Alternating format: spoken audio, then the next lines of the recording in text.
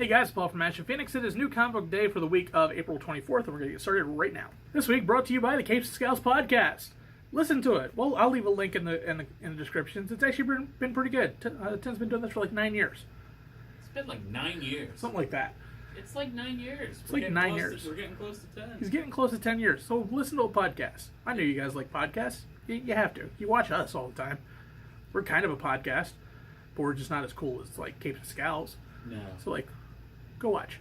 Hey guys, Tim from Capes and Scowls. It's a podcast. I don't know if you know that. It's audio. It's online. Just go check it out. Hey, let's talk about these trades that I got here. We've got Batman and Justice League Volume 2. It's that manga thing. We've got The Warning Volume 1. Did we read any of that on here? Nope, we didn't. Scarlet Volume 1. We read that. I didn't like it. Sorry, Bendis. We've got Little Girls. I don't know what this is. It looks kind of cool. Fantasy horror book. Adventures of the Super Sons, Volume 1. That was good. I read a couple issues. Yeah, one day they'll get past to Volume 1. Treat them right, DC. Treat Peter J. Tomasai correctly. We got the Black Order. We all love the Black Order characters. They're in that movie thing. What is it? Endgame? You might have heard of it. Supergirl. This is actually... I don't know what volume this is. I don't know if this is... Hey, I just don't know. It's fine to not know things, people. Jessica Jones, Purple Daughter, first time in print. Livewire, Fugitive, Volume 1 from Valiant. Superman, World Against Superman. This is New 52. In case you're like, I didn't know what this is. It's the New 52. New 52 Grant Morrison stuff. They're cherry picking what is continuity. Shuri, Volume 1. This was pretty good. I read an issue or two of that. Dick Tracy, Dead or Alive. I don't know if I reviewed this, but I did read it. This was very good as well. I think you did. Did I? First issue. It was good. It stayed good. Injustice 2, Volume 4. I didn't read it, but the back's awesome. There's some craziness on there. You're just going to have to go look at it for yourself. Venom by Donny Cates, Volume 2. Donny Cates is amazing. I haven't read this, but I know it's great because Donny Cates is great. Alright, and it's also previews. New previews are out. Let's see something random at the Marvel one. X-Force number 10. Ed Brisson. Rachel Summers. Strife. I don't like any of that stuff. DC previews. Something random. Justice League Dark. Wonder Woman with the Helmet of Fate. Perhaps the biggest news in the previews is Jonathan Hickman returning to Marvel to do the X universe. That's pretty huge. Something random. Watch Dogs, number 1 of 2 from Titan Comics. Everybody go order Watch Dogs. Do them a solid. All right, first up we have Jughead, The Hunger versus Vampironica, issue number 1. Interestingly enough, no Jughead in this issue. It's literally all of Vampironica issue. This takes place after the Vampironica series, where Vampironica, or Veronica gets bitten by a vampire and becomes a vampire. This picks up almost directly after that, and we find out that the vampires are not gone, and neither are her powers, and we're trying to understand why. This is kind of weird because I don't read the Archie horror comics, so this is kind of weird to see it, but it wasn't bad. It's not like Riverdale or anything like that, which is terrible. This was actually fun to read, despite there being no Jughead werewolf in it. There was Jughead for like 2 panels, but like that's about it. It's an interesting read. If you've read the Vampironica series or the Hunger series, you'll probably really like this. But if you haven't, there's enough in here to explain what's going on, so that way you're not lost. So I do like that in a series. Whenever you're getting a new series that is kind of a continuation, that they kind of set the table nicely for you, so that way you're not confused. And they do that very well in this one. It is by Frank Thierry and Pat and Tim Kennedy and Joe Yzma. That's why I recognize some of this art. It was actually really good. So check it out. I'd just like to say I had a hard time picking what book to read this week, and I did it kind of randomly. I didn't read Ascender, people. I know everybody wanted me to read Ascender. I didn't do it. I never finished Descender, and I know it's good as Lemire. So there's my review for Ascender. Didn't read it. It's great. All right, first up we have Thanos, number 1 from Marvel. Teenie Howard, Ariel Olivetti. Beautiful looking art. Pretty good story. It's a prequel, and it's kind of explaining how Thanos met Gamora and kind of tying in some of the themes you've seen in Infinity War, tying it into regular continuity, tying it in with the Black Order characters that prior didn't exist in this Marvel universe. They were made by Hickman, who is awesome in the Infinity storyline. So it's just kind of like updating it and including some of those characters. It's cool to see them, like, with hair. Thanos is just murdering everybody, and he is trying to please Death, and she ain't having it. And so he is trying to come up with new ways to murder people that she'll respect. And it's pretty good. It's a lot of on a space station. It's like Aliens with no alien. It's not bad. I just kind of got bored in the middle there, but the beginning and the end is fine. A lot of death. If you like the Magus, he shows up. That's kind of fun, right, kids? Kids, right? Next up, we have Amazing Spider-Man issue number 20.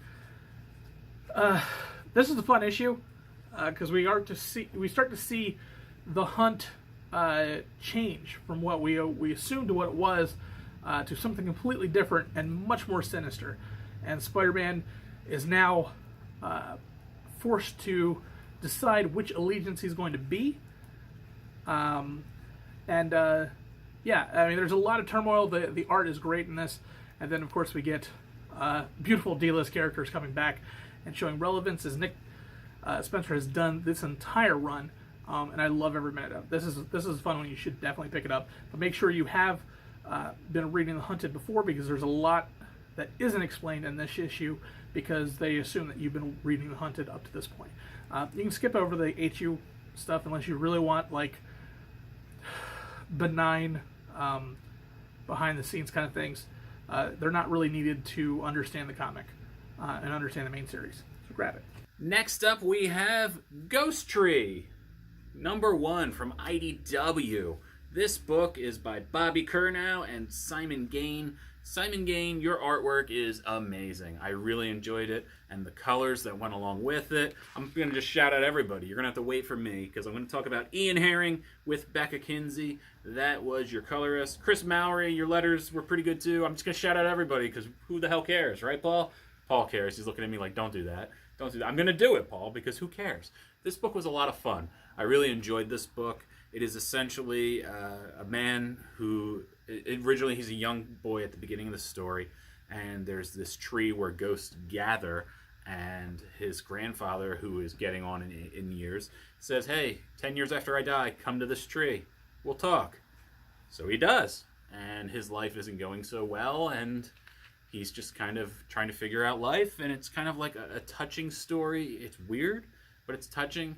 I like how they left it off, and I'm curious to see where it goes. It's just really, really good art. It's just so much fun. Check it out. There's a little dude with an eyeball. Little eyeball dude. Little weird ghost guy. It's fun. If you like fun things, and I know you do, I know you're not just as, dour as you claim you are. You love this stuff, so pick it up. What could be my pick of the week? My pick of the week are technically two books. And the reason I have them both as the pick of the week is because I can talk so very little about them. Because so many spoilers and so many things happen in these issues that there's only so much I can talk about. So we have first up Heroes in Crisis issue number 8. This is the penultimate issue before the ending. We now know who killed all the heroes, and I can't tell you who that is because it would just spoil everything. And this basically chronicles how that person killed everyone and why they killed everyone, and it's heartbreaking, and you really start to feel what this series has been about. It's always talked about heroes in crisis and talked about how even superheroes feel alone, and the paradoxes that come with that of feeling alone but not really being alone, and being told that you're not alone but still feeling that way, and just wanting to feel that kind of pain. So this was, it was gut-wrenching, but it was a beautifully done issue.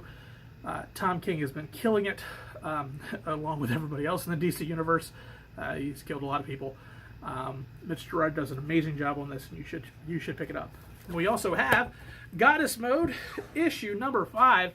Again, we find out from the last issue that all these people who assumed that they were the main characters and they were these really awesome people kind of fighting the good fight, to turn out that realistically, the system that created them views them as benign and unwanted and unneeded, and at the very most, non-threatening at all, because otherwise it would be destroyed. And this is the fallout of what happens. There's a lot of stuff that happens here, as well as a big, huge cliffhanger, as Cassandra kind of realizes how important her powers actually become. And unfortunately, that's all I can tell you about this book. It's beautifully done. Zoe Quinn, Robbie Rodriguez, Rico Renzi, they've just been doing an amazing job. This is still a beautifully done book, and you should grab this one. All right, it's time for my pick of the week. Paul, guess what? What? My pick of the week is the book you randomly picked for me to read. Good for you. Yeah, but I technically didn't know what it was. No, you didn't know anything. You gave me a number. It was like 1 or 2. That's right. It's better you know nothing. Okay. Doesn't really actually matter. It's Teenage Mutant Ninja Turtles number 93. How about that? Jumping in at issue 93, that's wild. It is the start of a new story arc, City at War Part 1. City of War is a recurring storyline. It happened in the old, I think, the Mirage Ninja Turtles run. Ryan Young, yell at me if I'm wrong. He'll know. He'll tell me tomorrow, and then I won't tell you. This is a video. Basically, the Turtles are gearing up for war. Everything has gone terribly wrong. Splinter somehow is in charge of the Foot Clan, and some of the other former members of the Foot Clan, aren't having it. It's a coup kind of scenario, and it's war in the streets. There are mutant characters, mutanimals, I think they are, that show up, and they're kind of neutral. There's a lot going on. Some things that are highlights of this book. Raphael, who always has been, I always catch flack for that. He's my least favorite turtle. I don't care about Raphael at all. He's portrayed super well in this. He's kind of a firecracker, kind of a jerk, and even me, who doesn't like the character at all, I felt for him. I saw where he was coming from. Really fun book. A lot happens, a lot to take in. It's a great setup for a gang war style event. If you love the Turtles, you need to read this. If you haven't read the Turtles in a while, you still need to read this. It's required, and I think you should do it. I think you should buy it. So, good on you, IDW. You did well. All right, that's the end of the video. Paul, we made it to the end again. We did. Again. You know, it's been 3 years, Paul. Not quite.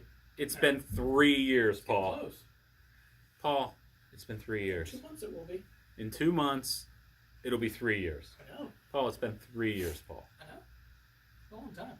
It took me saying it's been 3 years at least 7 times for you to be like, yes, it has been 3 years. It's close enough. There's always such resistance from you. You're such a troubled soul. Why? It's because I know when we started the site. No, it's not 3 years ago. 2 years, 10 months. 2 years, 10 months. Do you know how long I've done my podcast, Paul? 9 years? 9 years, Paul. That feels really good. So I'd like to thank everybody who's checked out my podcast, capesandScowlspodcast.com. I appreciate it. Just give it one listen. If you don't like it, that's fine. It means the world to me. So thank you in advance. Thank you, everybody, for coming to the comic book store. Thank you, Paul, for making these videos that everybody enjoys. Tell Paul in the comments section how much you love him. Pepper in some lies if you just kind of, tolerate him. Just be like, Paul, you're the greatest. Woo. That'll be great. And that's it. That's the end of the video. Not quite. This week, if you see us at AwesomeCon, we'll be at AwesomeCon. You see us, say hi. Hey, listen, I'm going to be at AwesomeCon. Paul is going to be at AwesomeCon. We're going to be trying our darndest to hug Sergeant Slaughter. That is... I'm not going to try to hug Sergeant Slaughter. Why not? I'll video it. I will hug Sergeant Slaughter because I love him. As much as a human being can love a person they've never met before and only watched in animation and the wrestling, the squared circle. I love that man. I see that. I love that man, and I'm going to tell him that, and it's going to be weird, and I'm still going to hug him. And he's going to be like, ugh. And I'm going to do it. I'm going to do it. I don't care. I don't care. He's double checkmarked in my childhood for wrestling and for G.I. Joe. I had his action figure. I think I did too. It's one of the few ones that still has both thumbs. Thumbs always broke. Oh, the G.I. Joe ones? Yeah. If you were playing with them, right? Okay. Yeah. You got to be violent with your G.I. Joes. It's war. Yeah, it's war out there. You got to be a real American hero. I wonder if they sold well in other countries. Probably not, right? Probably not. Hey, what's this real American hero, eh? It's not good. Why did you go to Canada? Well, I always default to Canada. I know, but it's so weird. Hey, sorry, Paul. I think we're done. No, I'm going to keep rambling. Sorry, Paul. Sorry I'm rambling so much here, eh? Sorry. Hey.